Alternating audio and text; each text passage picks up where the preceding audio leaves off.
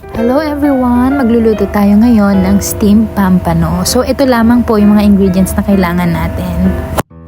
Una, naggayat ako ng tausi. Yan lang, pinong-pino lang. At ilalagay natin siya sa bowl. Sunod naman ay naggayat ako ng bawang. Same process lang lahat to. Gagayatin lang natin sila ng pinong-pino. Next naman ay ang sibuyas. Then, luya. Dalawa lang yung hiniwa ko kasi lalagyan ko pa siya ng sili.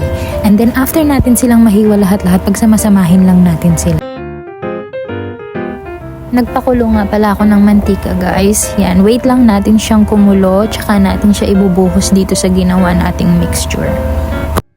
And then, nag-add lang ako ng soy sauce, cooking wine, and sugar. Mix lang natin and then ready na ang ating marinade for the fish. And habang minamarinade ko siya sa isda, talagang naaamoy ko yung aroma. Ang bango niya, grabe. And yan, napakadali lamang po. Cook lang natin siya for 20 minutes. And then, ready to serve. Sana may natutunan kayo, guys. Bye-bye!